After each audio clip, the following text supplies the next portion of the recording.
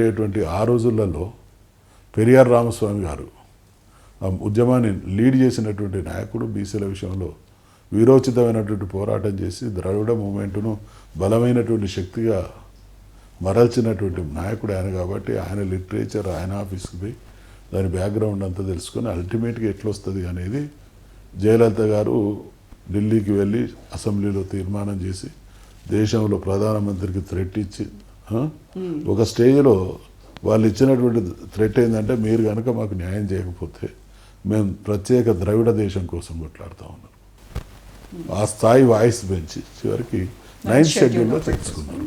69% reservation ఇప్పుడు అమలు అవుతుంది. 9th షెడ్యూల్లో చేర్చడం ద్వారా మాత్రమే అది పరిష్కారమైంది. అంటే ఇప్పుడు ఇది 50% అంటే దీనిలో ముస్లింలు కూడా రిజర్వేషన్లు ఇవ్వడం అనేది పెద్ద అడ్డంకిగా చూపిస్తోంది బీజేపీ. మరి అనేక రాష్ట్రాల్లో అది అమలవుతున్నాయమ్మా.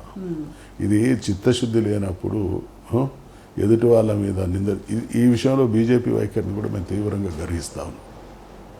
ఇది ప్రజలు ఒక రాష్ట్రాన్ని, ఒక దేశాన్ని పాలిస్తున్నటువంటి పార్టీ 75 సంవత్సరాల తర్వాత కూడా బేసిక్ రైట్స్ కోసం, ఇదేం గొంతమ్మ కోరిక కాదమ్మా.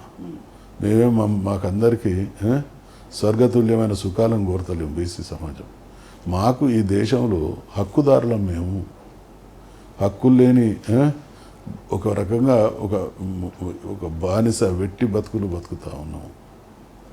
ఈ స్థితి నుంచి మేము బయటపడాలంటే మాకు కాన్స్టిట్యూషనల్ ప్రొటెక్షన్, రైట్స్ కావాలని మాట్లాడుతున్నాం. సో బీసీ రిజర్వేషన్లపై ఈ నెల 8న కరీంనగర్లో మీరు తలపెట్టబోయే సభ ఎలా ఉండబోతుందంటారు? కరెక్ట్. కరీంనగర్ కేంద్రంగా చాలా బీసీ గర్జన, బీసీల వాయిస్ వినిపిస్తాం.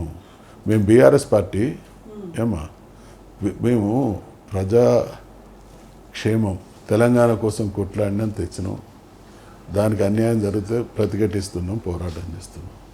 ఇప్పుడు మేము సీరియస్గా తీసుకున్న మరో అంశం తెలంగాణ బీసీలకు సంబంధించింది. అందుకనే కరీంనగర్ మా సెంటిమెంట్. బీఆర్ఎస్ పార్టీ గడిచిన ఉద్యమ కాలంలో కానీ ఆ తదనంతరం కానీ అనేక కార్యక్రమాలని అక్కడ ప్రారంభించడం ద్వారా అద్భుతమైనటువంటి ఫలితాలు సాధించుకున్నాం. కాబట్టి ఆ సెంటిమెంట్ను దృష్టిలో పెట్టుకొని కరీంనగర్లో 8వ తారీఖు నాడు బీసీల వాయిస్, సభకు వేరేం లేదు, మా బీసీ వాయిస్ ఏకోన్ముఖంగా ఢిల్లీ పార్లమెంటును తట్టే విధంగా వీళ్ళ రేవంత్ రెడ్డి కాంగ్రెస్ పార్టీ ప్రభుత్వ కళ్ళు తెరిపేయించే విధంగా కార్యక్రమం ఉంటుంది. ఓకే, ఈ సభకి కేసీఆర్ హాజరవుతారా? చూద్దాం. అంటే ప్రతిపక్ష నేత